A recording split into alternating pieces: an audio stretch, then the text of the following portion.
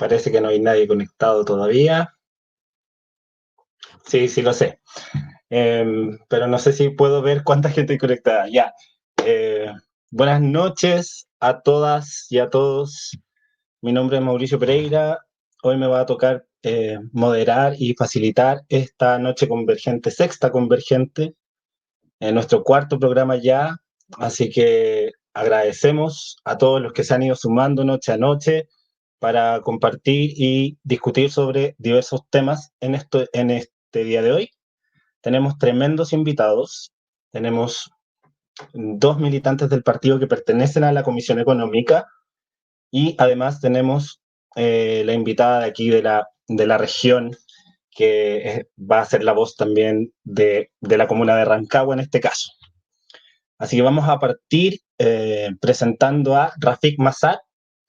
Rafik es el encargado de la Comisión Política Económica del partido. Estudió en la Universidad Federico Santa María y participó en la construcción del programa de la Bea Sánchez.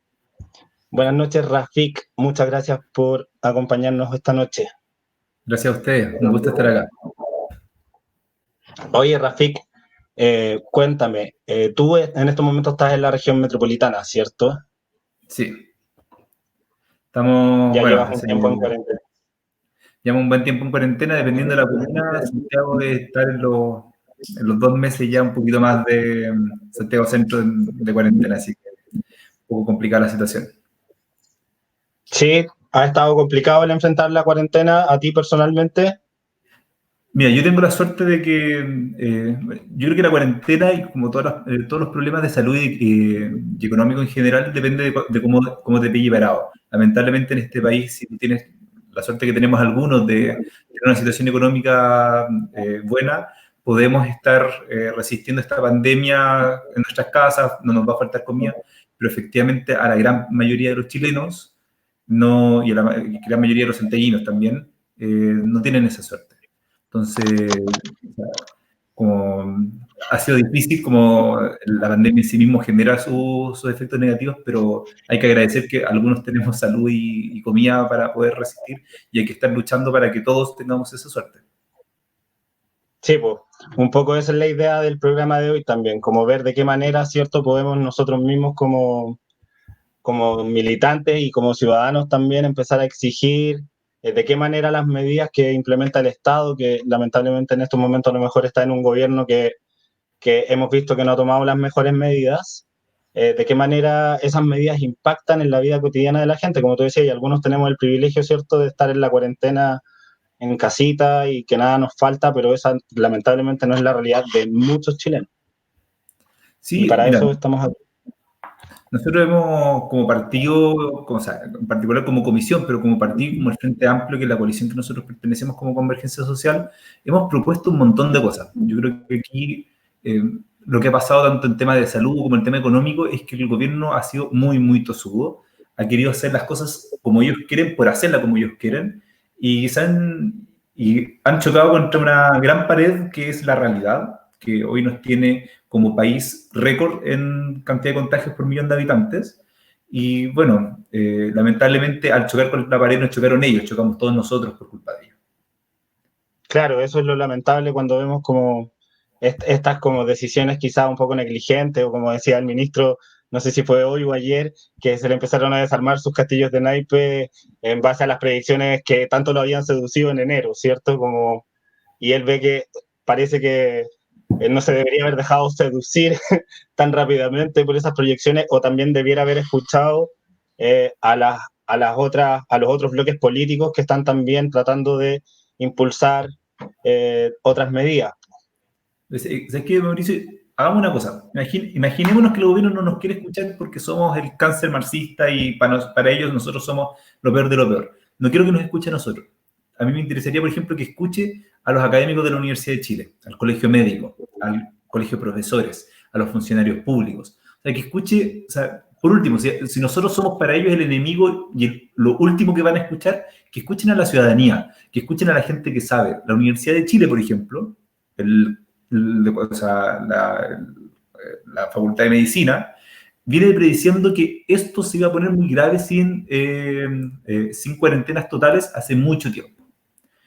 la gente de la Facultad de Ingeniería, la gente que hace análisis de datos, que sabe bastante más que todos nosotros de cómo analizar y predecir cosas, bueno, vienen diciendo que primero les den los datos actualizados y luego, aparte, que la situación es bien complicada. Hoy día veía un tuit de una académica de Buchef que decía claramente que ellos, que incluso sus malas predicciones se vieron sobrepasadas por la realidad del gobierno, que esto es peor de lo que incluso ellos habían pensado, porque la negligencia ha sido tal que no le han hecho caso a nada ni a nadie. Entonces, eh, aquí ellos que son los winners, que son los que se las saben todas, bueno, van a tener que hacerse responsables, ¿sabes? Esto es gravísimo. Entonces, Sí, sí, estamos de acuerdo. De hecho, ayer leí una columna en La Tercera y creo que ahí el tono de nuestra presidenta y los del Radical siento que fueron los tonos más asertivos respecto a este reciente mea culpa que está haciendo el gobierno, pese a todas las negligencias que ya vemos que se han cometido. Y por eso también es importante recoger la opinión a distintos niveles, pues. Y nuestra segunda invitada un poco viene a representar otra voz, digamos, en este caso, la próxima compañera que vamos a presentar es una concejala de la comuna de San Miguel, también es militante. Buenas noches, Erika, muchas Hola. gracias por acompañarnos. Eh, Agradecerte primero por estar aquí, sabemos que tienes un montón de reuniones y al mismo tiempo, como conversábamos con Rafik, sumarte a la conversación desde un distinto ámbito, ¿cierto? El que cumples tú en tu rol de concejal y cómo has visto que está operando esta negligencia de parte de nuestro gobierno y cómo dicha negligencia impacta día a día en las distintas comunas. Una, la tuya, que es tan cercana a Santiago Centro, ¿cierto? Claro. Y en nuestra región también. Sí, bueno, agradecer enormemente la invitación, agradecer enormemente estos espacios que se están dando en medio de esta pandemia, porque creo que hoy día es donde debemos debatir, conversar y elaborar también. Y desde ahí yo creo que aquí hay una premisa y que hoy día Mañalich lo dijo, o lo dijo ayer, no sé, pero creo que es la realidad, y no solo de Mañalich, sino del gobierno completo. Tenemos un gobierno de derecha económica que no conoce la realidad de los chilenos, que no tiene concepción de lo que vive realmente o de lo que es vivir en un departamento de 40 metros cuadrados, 6 personas hacinadas con trabajos que no son estables, que la mayoría vive con trabajos con boletas, que tiene algún contrato por un sueldo mínimo, que aparte boletea, aparte tiene su emprendimiento. Entonces, hoy día no hay un conocimiento real del gobierno para hacer políticas reales que vayan para lo que hoy día necesitamos. Si hoy día lo que necesitamos es que la gente no se enferme ni se muera de hambre. Y eso hoy día no se está respondiendo. Sí, de hecho, completamente de acuerdo. Yo creo que en esta sala vamos a estar siempre un poco todos de acuerdo respecto de las lecturas que hacemos, porque efectivamente, como decís tú, como dijo el ministro hoy, él no se imaginaba el hacinamiento, así como que hubiera sido algo tan extraño, tan marciano para él, y vemos que incluso esa tosudez de la que habló Rafik delante, con la que el gobierno no ha querido escuchar, a mí también un poco, esto es una opinión personal, pero ¿por qué hay que creerle entonces esta apertura al diálogo? Si en realidad la tosudez ha sido tal que perfectamente puede ser un poco más de lo mismo, de abrir este asunto democrático, pero no necesariamente teniendo una real disposición a escuchar o a recibir propuestas que no se condigan con su ideología. Sí, que es un tema de voluntad. Yo siento, y también lo he visto en mi municipalidad. Mi municipalidad tiene un alcalde de derecha, de Renovación Nacional también, y la verdad es que la intransigencia es muy grande, porque como que siento que creen que son los jefes, los dueños, y no dan espacio a que uno los apoye, como que uno trata de hacer todo lo posible para poder llegar, dar propuestas, elaborar, ayudar, pero no son capaces de entender que hoy día tiene que ver con una crisis social transversal y que hoy día podemos ponernos a disposición a aportar y no solo estamos alegando por alegar porque somos marxistas, comunistas y queremos, como dijo la Pepa Hoffman, que el Estado nos mantenga, que todos vivamos del Estado. No. O sea, tiene que ver con otras cosas. Ayer, un poco, casi como muy puntual, ayer en San Miguel, mientras estaban entregando las cajas de mercadería, estaban todos muy sorprendidos de un ministerio porque encontraron 15 familias haitianas en un terreno. O sea, hacinamiento. Claro, y el nivel de desconocimiento, como pensando en que esas realidades no se dan, ¿cierto? Y mira, qué bueno que me traes también ese tema a colación, porque la última invitada que tenemos esta noche un poco también nos va a venir a contar de esas realidades, porque nosotros acá en la capital de la región, en Rancagua, también tenemos un municipio de derecha. Eh, Aquí está nuestra activista social, también militante del Comunal de Rancagua, Amalia Parra. Buenas noches, Amalia, gracias también por acompañarnos. Hola, buenas noches, gracias por invitarme. Oye, estaba comentándole a Erika un poco de la situación que vivimos nosotros también acá en el municipio de Rancagua. Nosotros ayer tuvimos una pequeña reunión y tú nos contabas un poco, me gustaría, Amalia, que nos pudierais relatar un poco lo que nos contabas ayer respecto de lo que pasó entre el municipio.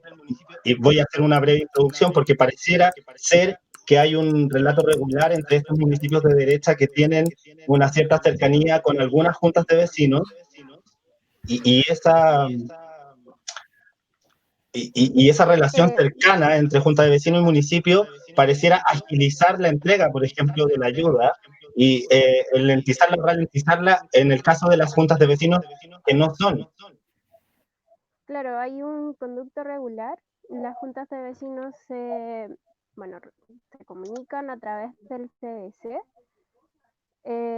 y ese es el canal para hacer todos los trámites, recibir beneficios y todas esas cosas.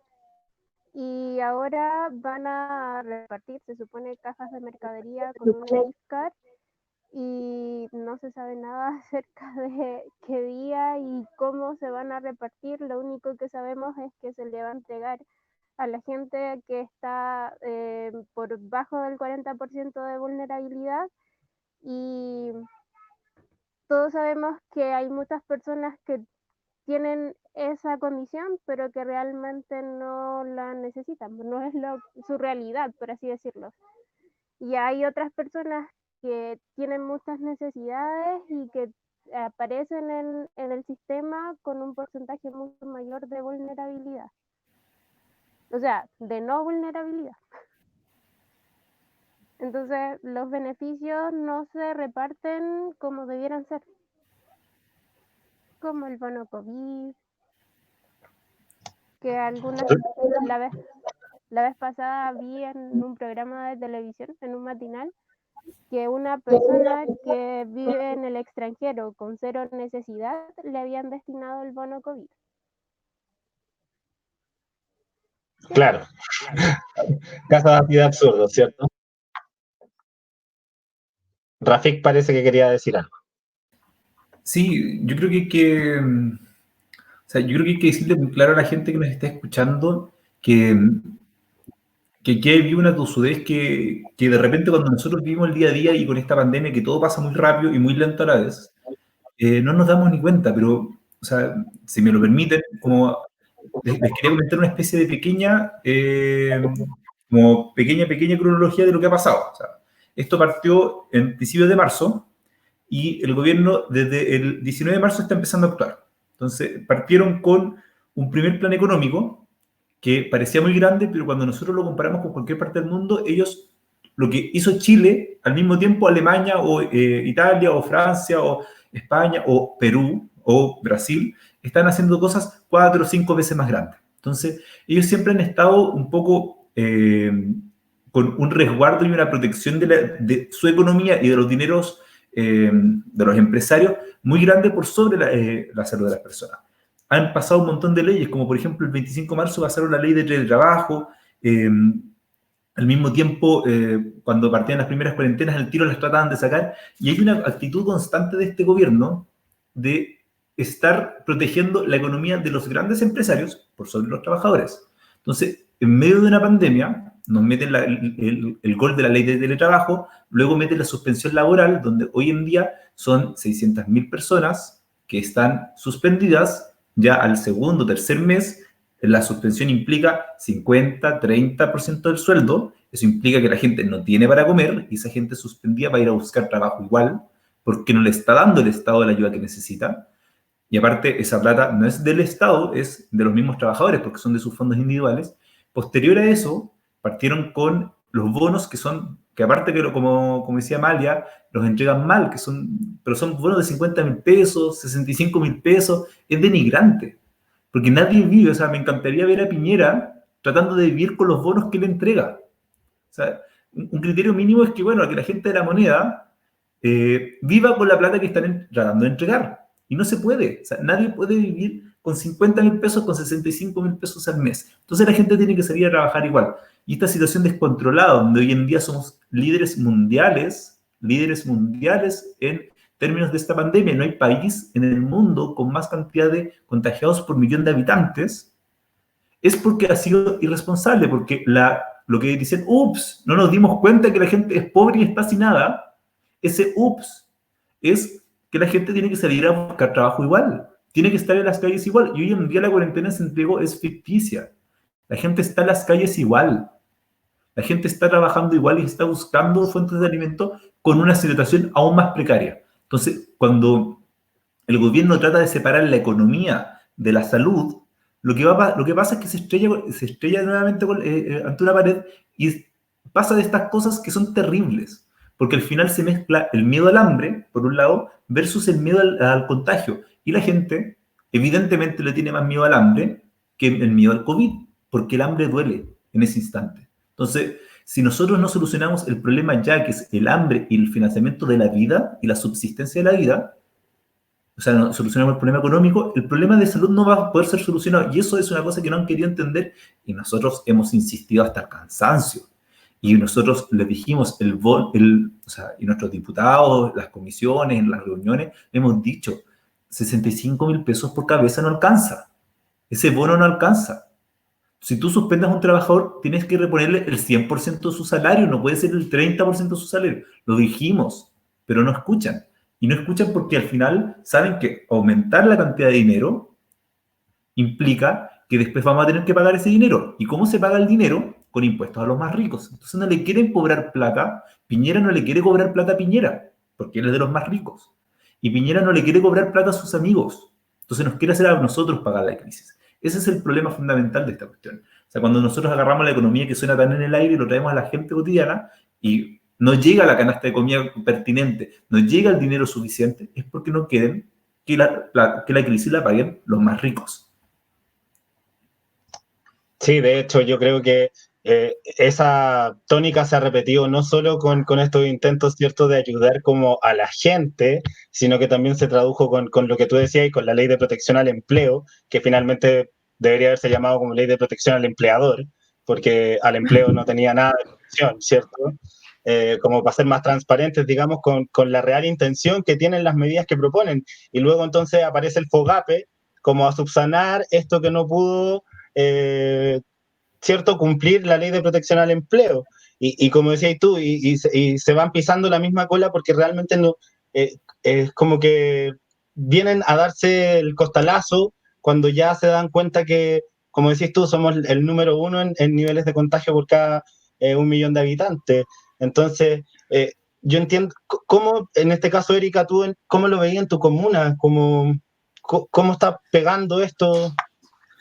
Mira, sí, pero voy a hacer solo un paréntesis económico un poco, que tiene que ver con que nosotros como Convergencia Social ya desde finales de marzo estamos trabajando y estábamos planteando el tema de la renta básica de emergencia.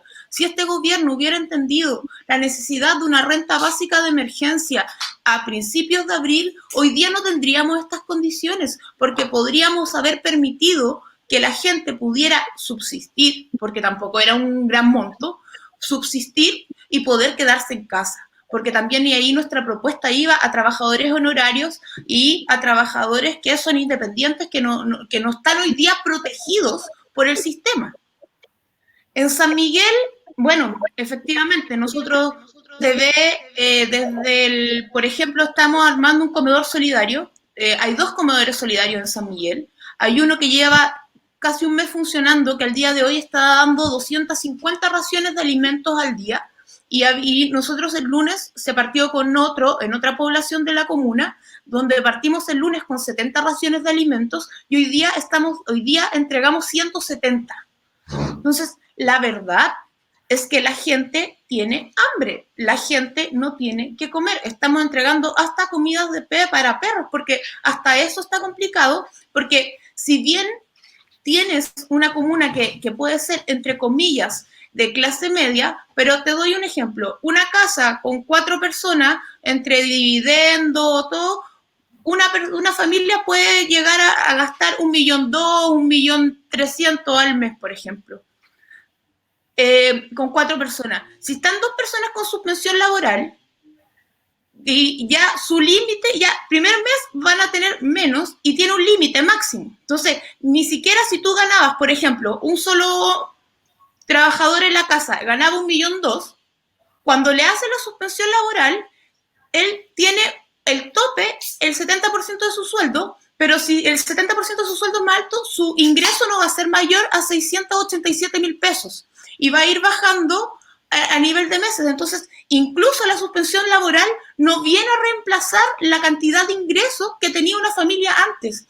Y en las familias de clase media, donde la gente, no sé, vive con 2 millones, ya hoy día eso se va a reducir a 800.000 pesos. Y ese saldo en crédito hipotecario, en colegios de los niños, en jardines infantiles, tienes una población que queda súper abandonada porque hoy día no tienes protección social. Mi asistente, por ejemplo, de la concejalía, del otro día, su registro social de hogares, estaba él ya entre el 10% más rico de la población y tiene 2 créditos con aval del Estado y no gana más de 700.000 pesos. O sea, imagínate cómo el otro día conversábamos con Gonzalo Vinter eso.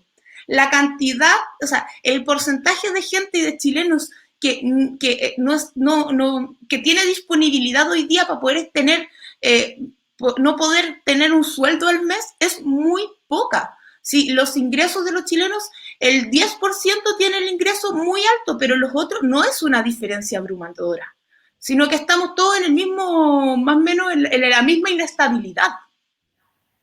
Como dice Erika, yo creo que también esto, como esta crisis, no es solamente una crisis sanitaria, sino también una crisis del sistema capitalista. Entonces, cuando nosotros vemos que en Chile el 10% más pobre tiene hasta, así como la persona que está en el 10 del 0 al 10, gana 48.750 pesos al mes por cabeza, mientras que la persona del 10% más rica, el que está en el... O sea, de 100 personas, el que está en el 90 gana 600.000 pesos. O sea, claro, el asistente de Erika es del 10% más rico, pero el 10% más rico no es el problema en Chile, porque en Chile el 1% más rico de Chile, o sea, si agarramos 100 personas, una de esas personas tiene un tercio de la plata. El otro tercio de la plata la tiene 9 personas.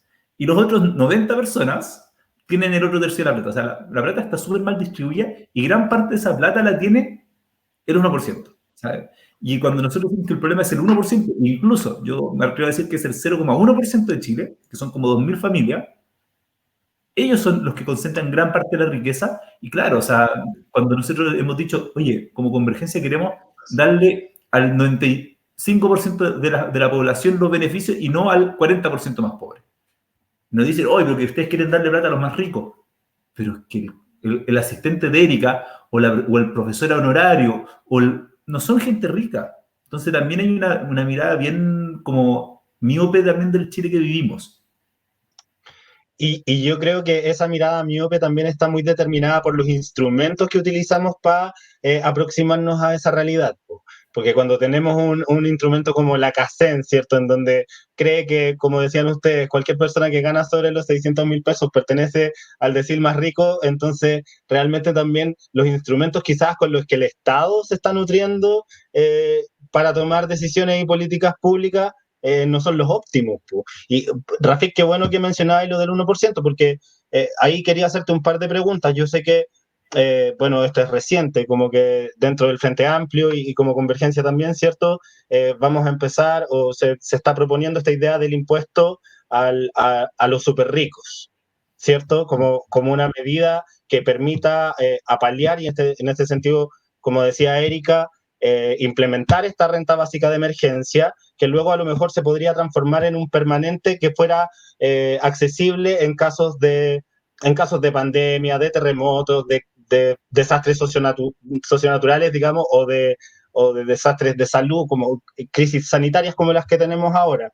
Si nos pudiera contar un poco, Rafik, ¿es lo mismo que era el programa de la Bea Sánchez? ¿Se reactualiza? Mira, yo creo que hay que explicarle dos cosas rápidas a la gente. Yo creo que aquí, para ser muy responsables, un impuesto no soluciona el problema ya. ¿Qué es lo que está pasando hoy en día? Hoy en día estamos en una crisis muy, muy, muy grande. Y esa crisis muy, muy grande requiere mucho dinero para salir adelante. Y necesita mucho dinero, como por ejemplo, para pagarle un sueldo a todas las personas que no pueden ir a trabajar. Porque con pandemia, ¿cómo vas a ir a trabajar? Eso es más o menos de sentido común y es lo que han hecho muchos países. Oye, quédate en la casa, yo te pago el sueldo. Entonces, esa solución, que es de sentido común, y aparte van a haber otros gastos sociales después, o sea, vamos a tener que gastar en reactivar la economía, en creación de empresas, anda tú a saber, después en las canastas de alimentos. Entonces, va a haber un gasto que es importante porque, como pasa en sus tasas, cuando hay una crisis, nosotros gastamos más y cuando estamos en los buenos momentos, reponemos esa plata que nos gastamos. Lo que pasa es que hoy en día necesitamos mucho dinero. Y ese mucho dinero, lo que debe hacer el Estado de Chile es endeudarse. Porque a nadie le gusta endeudarse, pero por ejemplo, cuando en mi familia alguien se enferma grave y queda hospitalizado, como en Chile la salud es privada, nos tenemos que endeudar. Y nos endeudamos porque hay un mal momento en la familia. Bueno, en Chile es lo mismo. Como hay un mal momento en el país, hay que endeudarse para salir adelante. ¿Y cómo se paga la deuda? ¿Cómo un país paga la deuda? Bueno, poniendo plata a algún lado. El gobierno lo que quiere hacer, porque es un gobierno neoliberal, es un gobierno de empresarios, quiere pagar esa deuda que vamos a tener mediante austeridad fiscal. ¿Qué significa eso? Cortar programas sociales, reducir el tamaño del Estado, pagarle menos a los funcionarios públicos, tenerlos apretaditos, porque aparte creen que el Estado puede funcionar bien sin contratar más gente cuando renuncia a las personas. Entonces, quieren achicar el tamaño del Estado para que esa plata menos vaya pagando la crisis. Primero, esa plata no alcanza. Aquí en la que habrá energía con reducciones al Estado no va a alcanzar para pagar la crisis que vamos a tener. Y segundo, nosotros no queremos que la crisis la pague la gente más humilde y los funcionarios del Estado. Entonces, ¿cómo la tienen que pagar? Con un impuesto. Y ese impuesto es un impuesto que nosotros propusimos, no solamente como Frente Amplio, fue una propuesta de militante de Convergencia Social, donde nosotros en el 2017 planteamos el impuesto a los súper ricos. ¿Qué significa el impuesto a los súper ricos? Eso técnicamente se llama un impuesto al patrimonio, que es que, por ejemplo, si tú tienes en la cuenta del banco, o sea, en la plata total que tú tienes 1.000 pesos y eres de los súper ricos, de esos 1.000 pesos se te va a sacar el 2,5% que es la propuesta de ahora. Nosotros habíamos propuesto en esa época un 1%. Y eso es mucha plata, porque yo te voy a sacar una parte de tu patrimonio y como tú todos los años vas ganando más plata y tu patrimonio es más grande, es que te sacan un pedacito. Pero es un impuesto al tener mucho dinero, es un impuesto al ser súper rico.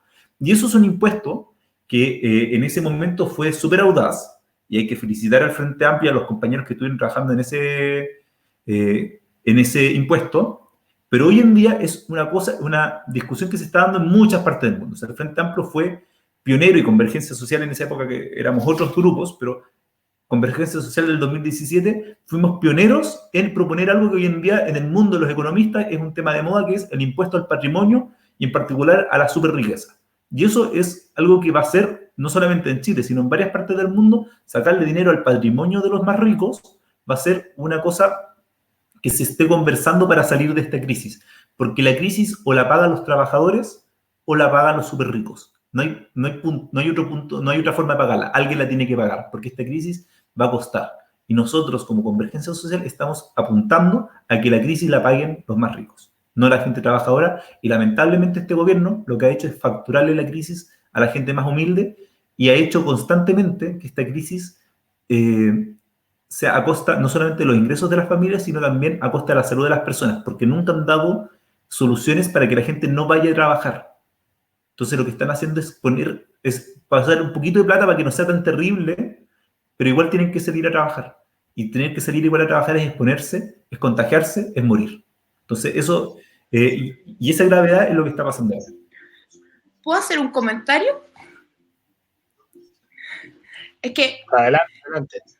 yo siento que aquí hay un tema súper importante y que tiene que ver con a quién defendemos y cómo los defendemos. Este gobierno desde un principio nunca quiso que los chilenos y las chilenas no se enfermaran. Siempre planteó que había que enfermarse despacito para no colapsar los centros asistenciales.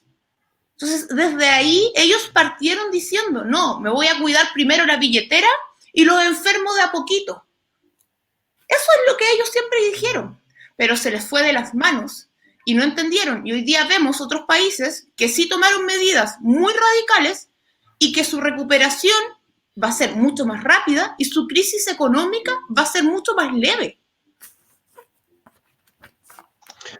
Yo por eso digo y por eso me gustaría como hacer el comentario respecto de este llamado que hace el gobierno. Voy a insistir, no es que quiera ser majadero con el tema, pero es que está súper en boga, obviamente, esta apertura, ¿cierto?, que hace el presidente, es muy transversal, y la encuentro tan contradictoria con otras medidas. Por ejemplo, Antofagasta le van a levantar la cuarentena el día viernes. Siendo que incluso los parlamentarios del mismo conglomerado de ellos dicen que no están de acuerdo con que esta medida se levante tan tempranamente.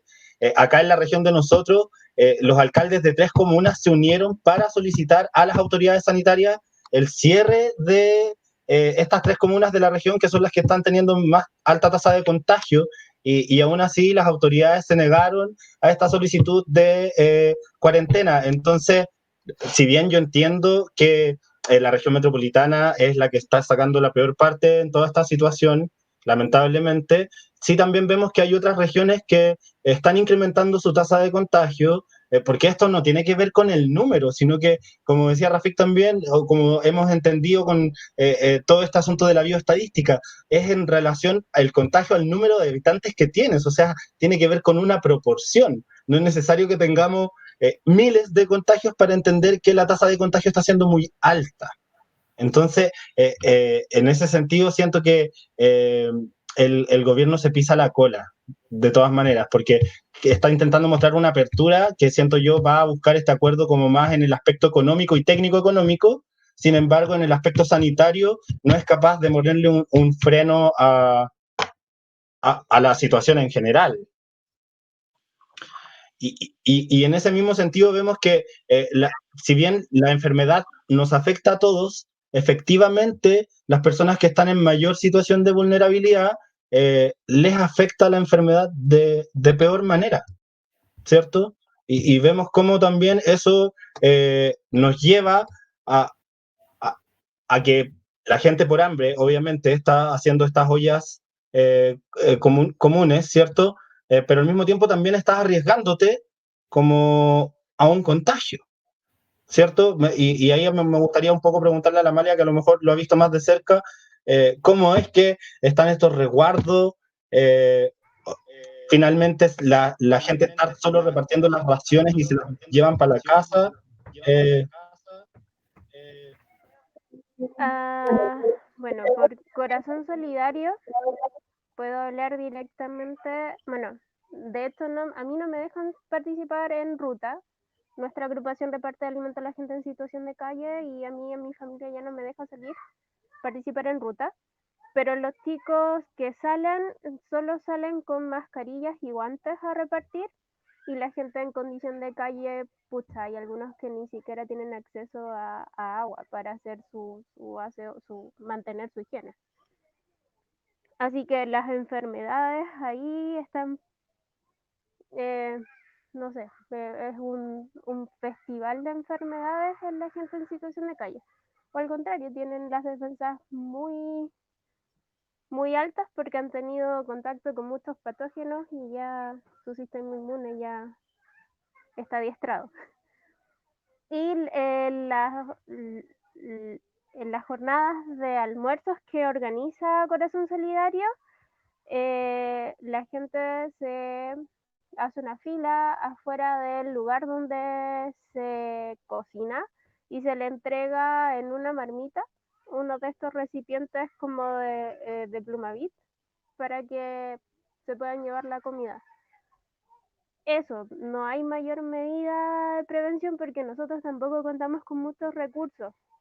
Todo lo que hacemos es gracias a donaciones, entonces con suerte nosotros podemos llevar nuestras medidas de protección personales, pero no hay grandes medidas para prevenir, por ejemplo, o por lo menos a las otras personas. Eso. Gracias por el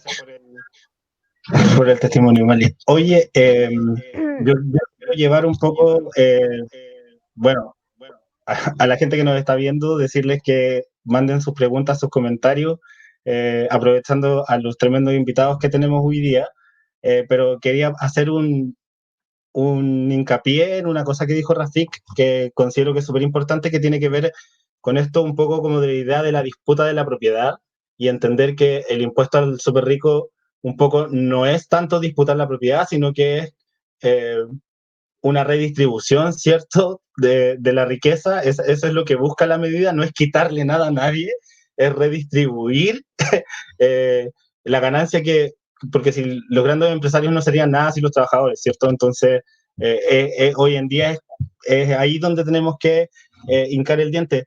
Pero me gustaría pensar en el escenario actual que estamos viviendo, que es triste y que en muchos aspectos genera mucha angustia, pero que también se ha convertido, ¿cierto?, a lo mejor en un potenciador de la solidaridad y de las redes comunitarias. Y me gustaría ver cómo ustedes ven esa transformación, digamos, que puede surgir a la base de este escenario que estamos viviendo, para luego adoptar nuevas formas de la división social del trabajo, ¿cierto? Porque debieran, y con eso me refiero, ¿cierto? O sea, como, porque ya me entienden para dónde quiero ir, quiero un poco al proyecto de ley que estamos presentando como convergencia, pero entender también cómo es que podemos mirarle un poco el lado bueno o el lado positivo, o rescatar lo positivo de esta tan triste situación que estamos atravesando. A ver si partimos por Rafik.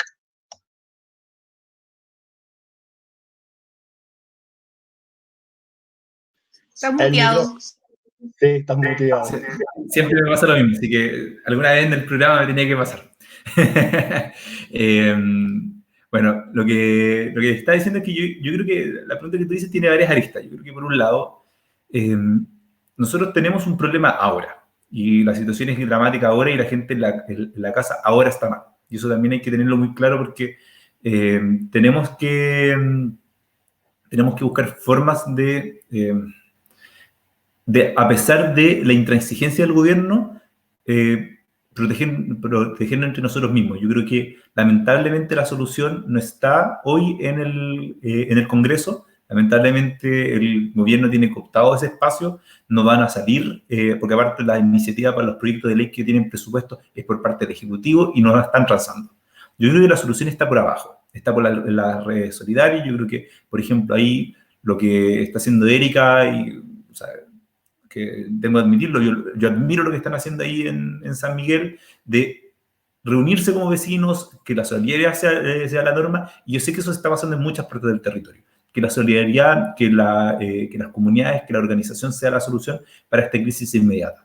Pero también tenemos que saber que esto es una prueba más de que el modelo está haciendo aguas, y que efectivamente el modelo neoliberal en el que vivimos no está dando respuestas, como en octubre mostró que no estaba dando respuestas a la necesidad de la gente. Entonces, yo quiero, como muy, muy en breve, planteé 3 puntos, o sea, como para que tengamos muy en perspectiva como a futuro, y yo sé que también Erika nos puede comentar también después un poquito más de cosas concretas que nosotros estamos planteando en esta línea.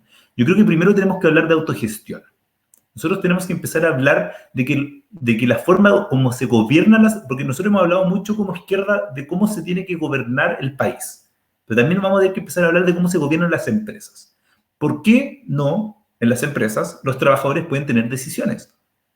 ¿Por qué, por ejemplo, cuando llegan y hacen un plan para salvar la empresa porque está en crisis, lo cual es razonable, las empresas están en crisis, hay que salvarlas? Bueno, ¿por qué los trabajadores no pueden ser parte de ese plan? ¿Por qué tiene que ser imposiciones siempre a los trabajadores y ellos no pueden ser parte de las decisiones y cuáles van a afectar? Yo creo que otro punto que también es muy importante, eso es la autogestión, yo creo que otro punto que es muy importante es empezar a ver por qué el sistema de salud no está dando abasto. Y eso también tiene que ver con un modelo de gobernanza de la salud, de cómo se financia la salud, que es subsidiario. O sea, yo siempre privilegio el privado por sobre lo público. Y eso está en la Constitución, o sea, siempre el dinero va hacia el privado, y el sistema público se va achicando. Entonces, nosotros tenemos que empezar a romper con la lógica del Estado subsidiario para tener salud de verdad, que pueda, por ejemplo, en la próxima pandemia, ojalá que no exista, resistir de verdad este tema y no tener que estar mendigando camas a medio mundo y que no dé abasto, porque en las próximas semanas vamos a ver la parte más dramática de este Chile, donde los médicos, las enfermeras, me encanta no haber estudiado una carrera de salud en este momento, van a tener que estar diciendo quién vive y quién muere. Imagínense. O sea, yo de verdad no quiero estar en sus pellejos. Y eso es producto del criminal sistema del Estado subsidiario que inventó Jaime Guzmán en Chile. Y yo creo que un tercer punto es empezar a pensar una nueva economía, porque también tenemos que empezar a pensar cómo superamos este sistema económico donde lo que importa es lo que está debajo de la tierra y el trabajador importa poco. Porque en Chile la mayoría de la plata la sacamos del cobre, y la plata que no sacamos del cobre la sacamos de las forestales, de la agricultura, y siempre el trabajador es reemplazable porque no es su cabeza y sus manos con sus habilidades lo que importa, sino es un ejecutor de un proceso, pero al final lo importante es que lo que está debajo de la tierra. Y eso es porque a ellos le acomoda, porque al final la platita está ahí y la van sacando. Nosotros como país vamos a tener que empezar a preocuparnos de cómo hacer que lo importante sea las manos y las cabezas de nosotros, y eso es cambiando el modelo de desarrollo, pasando de solamente sacar cosas de la tierra a generar mayor valor agregado. Yo creo que son 3 ideas que nosotros como comisión y como partido hemos planteado, que es para la superación de este modelo, y esta pandemia lo único que ha hecho es reforzar la necesidad de que tenemos que salir de este modelo injusto de abusos neoliberales.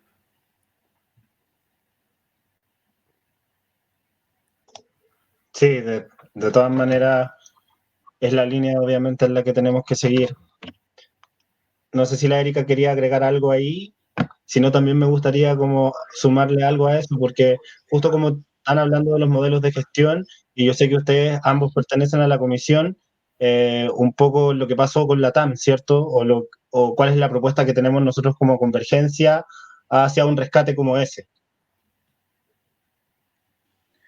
Sí, bueno, un poco tiene que ver con aprender y con 2, aprovechar la crisis. Yo siento que hoy día es necesario que podamos aprovechar esta crisis para poder ir haciendo, creo, 2 cosas. 1, poniendo súper en jaque al modelo y a lo que nosotros queremos que sea el Estado, que a quién debe proteger, que al ciudadano y al trabajador, y no al gran empresario. Y 2, ir anteponiéndonos un poco a algo que se viene y que tiene que ver y que es una discusión constitucional. Entonces, desde ahí creo que mover el cerco y generar medidas económicas que generen beneficios para el Estado y los trabajadores es la necesidad. Y desde ahí lo que hicimos nosotros fue elaborar un proyecto de ley que se llama Garantías Sociales de Rescate a Grandes Empresas, que lo que hace es plantear que, porque el FOGAPE llega solo hasta falta de los tramos de impuestos internos, que son 6 si no me equivoco, hay un tramo del FOGAPE que no llega porque las empresas tienen mucho ingreso al año. Entonces, estas empresas, efectivamente hay muchas, como la TAM, que van a entrar en crisis, que van a ser empresas que van a necesitar que alguien las ayude a poder mantenerse económicamente, y eso implica no es que nosotros queramos que sean las empresas las que se mantengan económicamente y generen solo esas utilidades para siempre, sino que podamos garantizar que los trabajadores de esas empresas no pierdan sus empleos. Entonces, desde ahí, desde la necesidad de que no sean los trabajadores los que paguen la crisis, es que nosotros elaboramos un proyecto de ley que lo que hace es que el Estado le dice a las grandes empresas, por ejemplo la TAM, señores LATAM, nosotros les ayudamos a que puedan no quebrar en Chile, pero les vamos a comprar nosotros acciones, nosotros le compramos acciones con propiedades del Estado, los ayudamos a salir de la crisis, pero les imponemos condiciones de democratización interna dentro de la empresa, como por ejemplo que el Estado tenga un miembro en el directorio, que los trabajadores tengan que tener un miembro en el directorio y que existan ciertas políticas, o sea, ciertas exigencias tanto medioambientales como de género, que tiene que ver con que las mujeres y los hombres tengan igual trabajo y que el directorio sea paritario. ¿Qué es lo que estoy planteando? ¿Qué es lo que estamos planteando nosotros? Es que aquí no solo es pasarle plata o comprar acciones, sino que también involucrarnos dentro de lo que tiene que ver con la democracia interna, de cómo gestionan la empresa a su interior. Podemos rescatarla, podemos hacer que esta empresa genere y vuelva a generar utilidades, y cuando esta empresa esté en condiciones, nosotros como Estado decimos, a ver, esta empresa, ¿la consideramos estratégica o la consideramos que es una empresa que podemos vender y tener de vuelta el dinero? La TAM, por ejemplo, nosotros consideramos que es una empresa estratégica, porque es una empresa que tiene mucha cantidad de trabajadores, porque es una empresa de transporte, que es una empresa logística que genera cadenas de abastecimiento y cadenas logísticas que son necesarias en este país. Por lo tanto, nosotros que decimos como Estado, bueno, como esta empresa es una empresa estratégica, nosotros no vamos a vender las acciones, nosotros nos vamos a quedar dentro del directorio y vamos a tener esa retribución en términos de acciones, de ganancias y de utilidades para el bolsillo del Estado. Eso es en básico nuestra propuesta. Tiene que ver con que hoy día no podemos permitir que el Estado le entregue plata a los empresarios o a las grandes empresas solo por entregarles, sino que tiene que ver con condiciones de retribución a posterior y con exigencias de democratización interna inmediatamente. Y para eso presentamos un proyecto de ley que ya está ingresado, que está ahí entre medio en admisión y estamos viendo que va a sala ya luego, parece que va a la Comisión de Economía, estamos trabajándolo, pero tiene que ver con eso, con que en el fondo, y Briones lo dijo hoy día, o sea, tampoco es algo tan así como marxistas de izquierda ultracomunistas, sino una cosa de razón y de entender que hoy día, si el Estado le pasa plata, tenemos que tener garantías de vuelta, porque hoy día estamos jugando con la plata de las y los trabajadores que están sufriendo. Fue un poco lo que pasó con el primer proyecto de ley de protección al empleo, ¿cierto? Que le metieron esta indicación después, así como no pueden retirar sus utilidades, pero ya había muchos que ya se habían hecho los vivos y ya habían retirado todas las utilidades que habían podido. Y proyecto que todavía no está promulgado. Ahí hay un tema en el Congreso que es la nebulosa, porque nadie sabe por qué no está tan promulgado. Hay muchos proyectos que se aprobaron, pero no sabemos qué pasó. Quedaron ahí, incluyendo el postnatal de emergencia. Sí, incluyéndolo. Oye, y por ejemplo, para llevar al ejemplo concreto de LAN, nosotros hemos hablado, por ejemplo, con los sindicatos de la empresa, y muy en simple, o sea, la empresa, por ejemplo, está hablando de despedir ¿cuánto era? ¿Un tercio de la flota? Un tercio. Entonces, ¿por qué van a tener que despedir un tercio de la flota y después pedirle plata al Estado? O sea, nosotros cuando hablamos de proteger a las empresas, no queremos proteger a los cuetos, a los dueños de la empresa.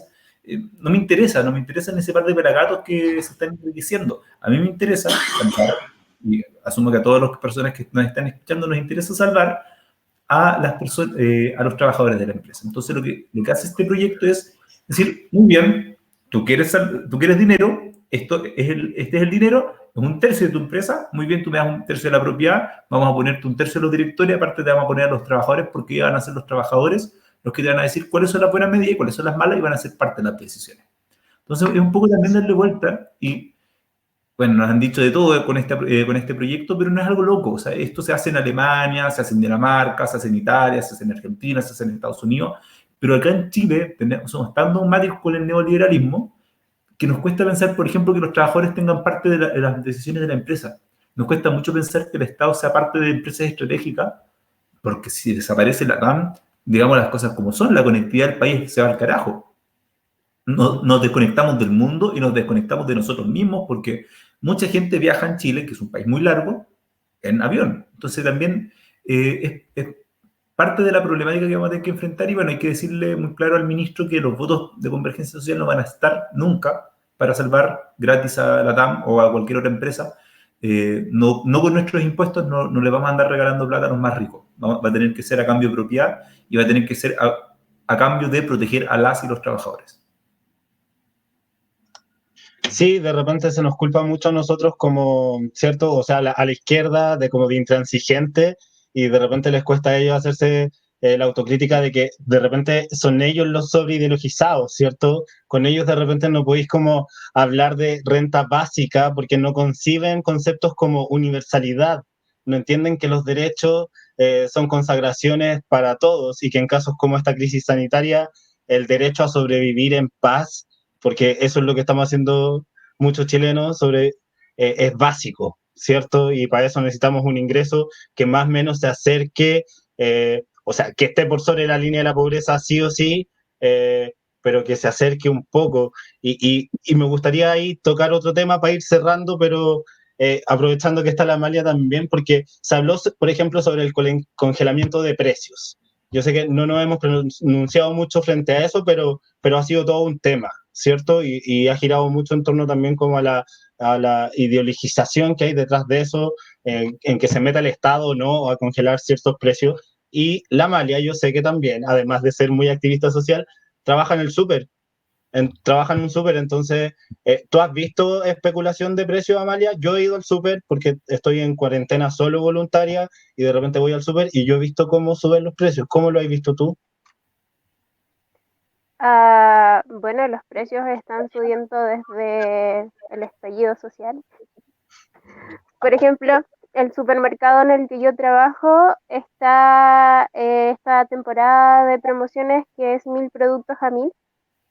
Y no sé, un producto que normalmente costaba 9.90 lo ponen a 1000.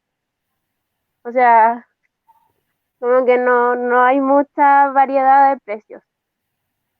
O al contrario, habían unos dulces que yo compraba que costaban mucho más baratos y que después los ponen a 1000 pesos en el 1000 productos a 1000. Eso viene de antes. Igual los supermercados, al menos la cadena en la que yo trabajo, están, yo creo que debe ser porque es una empresa extranjera, están bastante preocupados por las metas de ventas. Entonces, están tratando de incentivar la venta asistida, que es las cosas que le ofrecen en la caja, por ejemplo, los chocolates que siempre están en caja y todo. Pero no, los precios están desde mucho antes, que ya las promociones nunca fueron promociones. Súper cierto. En realidad, ellos siempre van a estar más preocupados de sus intereses, pues, y es lo que hemos visto también en la tónica del gobierno. Oye, yo quiero leer algunos comentarios, no sé si quien está tras bambalinas podrá o estará de acuerdo ahí. Eh, la Fran nos dice: la derecha económica no quiere salir de esta pandemia, le conviene tenernos socialmente controlados, emocionalmente débiles. ¿Será que quieren alargar esto para no realizar el plebiscito? Esperemos que no. Y María Paulina, que estuvo invitada hace poco, y nos dice: me resulta difícil hablar de crisis, solo porque hoy ha emergido con fuerza una realidad que se arrastra desde hace muchos años. Creo que simplemente el precario sistema que existe no ha sido capaz ni hoy, pero tampoco antes, de garantizar nuestros derechos. Urge un cambio de sistema, de visión de mundo, de comprensión de comunidad.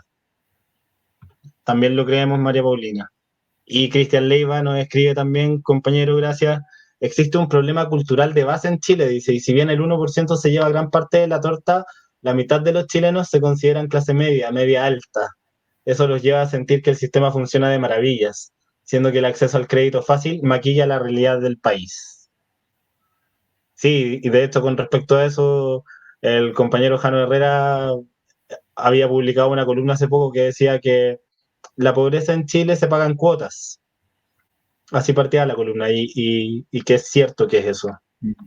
Buena frase. Sí. Oye, un poco para aprovechar, yo quiero extenderme solo un poquito más, pero es que estuve leyendo un poco y la CEPAL entregó algunos datos que me dejaron un poco alarmado igual. Dicen que además de la crisis económica, lo más probable es que la desigualdad en los países que son más desiguales aumente también.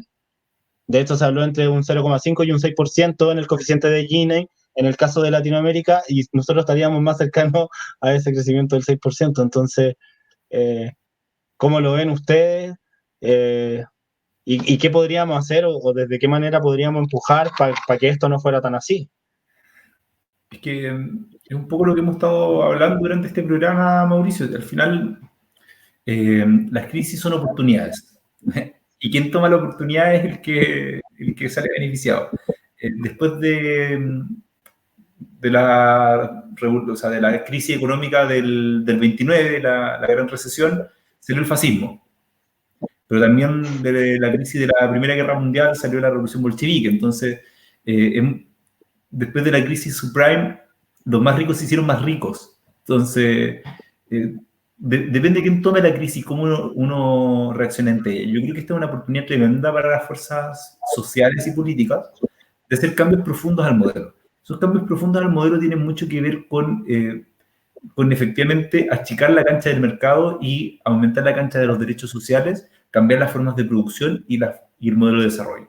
Pero si nosotros, o sea, eso no pasa por arte de magia, no es porque sea obvio, va a pasar. Vamos a tener que ser los ciudadanos movilizados como en octubre, pero también con nuevas formas y nuevas solidaridades durante el próximo periodo, los que cambiemos el modelo, porque si no, lo que va a pasar es que los más ricos se van a hacer más ricos porque efectivamente la crisis, como hemos dicho muchas veces, la están pagando los más pobres. Porque al final llegó crisis y lo que hicieron es suspender a los trabajadores. Llegó crisis y las licitaciones se las llevan los amigos de Piñera. O sea, escandaloso que las canastas básicas las compremos a un supermercado. Entonces, estos tipos no son tontos, o sea, ven una crisis y se les pone el ojo de billete, se les llena el ojo de billete y empiezan a pensar en cómo hacerse más rico. Entonces vamos a tener que ser nosotros los que les paremos, y en ese sentido no solamente, o sea, decirle a la gente que nos está escuchando, no es el Congreso, no esperen mucho los parlamentarios porque somos minoría en el Congreso, esperen más de las calles movilizadas porque desde ahí, desde las juntas de vecinos, desde los cabildos, de las organizaciones sindicales, sociales, etcétera, vamos a tener que construir el nuevo Chile, y eso es a punta de patada, a punta de protesta y a punta de meter el ruido que sea necesario para poder doblarle la mano a este sistema.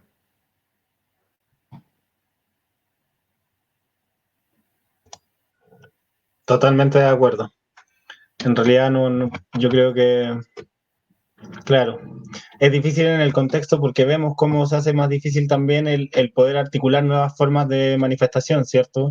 Sobre todo en este como confinamiento.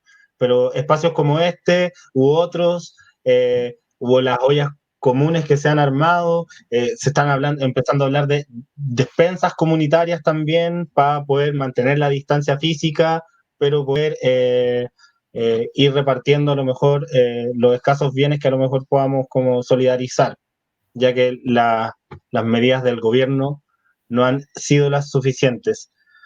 Oigan, chiquillos, ya estamos cerca del final. Agradecerles el tiempo, la participación, el haber estado aquí compartiendo el conocimiento y este espacio de militancia y fraternidad también para poder ir armando cosas en conjunto. no sé si quieren ir cerrando de a poquito. Partamos con Amalia.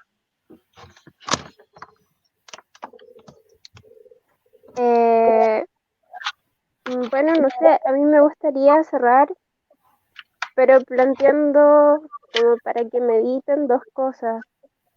Sé que es súper importante que se declare la cuarentena, pero también el que se declare cuarentena total significa que muchas personas que hoy tienen ingresos de manera informal, o tal vez formal, pero eh, tal vez no tan estables, van a dejar de recibir esos ingresos y eso va a significar no tan solo no tener comida, sino que tampoco no van a poder pagar el arriendo, no van a poder pagar los servicios básicos.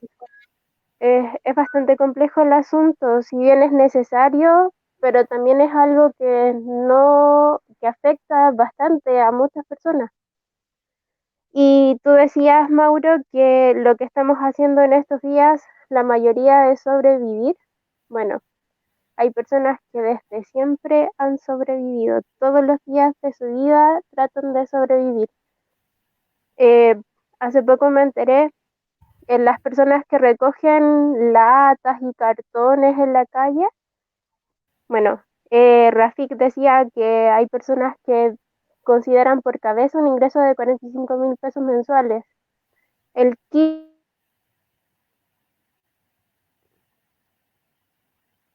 de lo como dos sacos. No sé, un saco gigante. Entonces hay personas que están teniendo por ingreso diario o ingreso mensual quizás menos de 45.000 pesos. Y ellos claramente sobreviven porque no tienen ese ingreso seguro todos los meses. A veces tienen menos. Y eso, como para plantear, lo mínimo no es solo el sueldo básico, hay mucho menos que eso. No todas las personas tienen acceso a eso. O la salud. Para los que tenemos, bueno, tenemos imposiciones, tenemos FONASA, el test de COVID nos es gratuito en un hospital. En una clínica se paga. O si tienes ISAPRE, también tienes que pagar.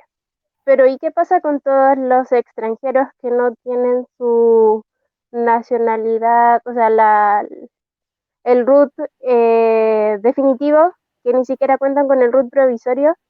Ellos no tienen acceso a salud por una atención en un SAPU, que es la asistencia más básica que puedes tener.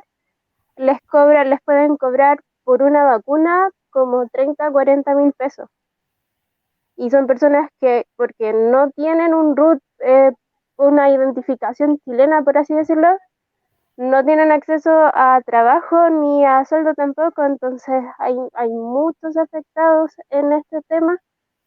Y si bien es necesario que haya protección de la salud, es mucho más necesario que haya medidas concretas, acciones concretas con el tema económico, porque nos afecta demasiado a todos.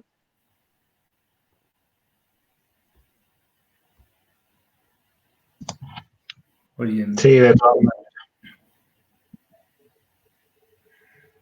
Rafi, ¿quería decir algo? sí, o sea, primero, totalmente de acuerdo con Amalia.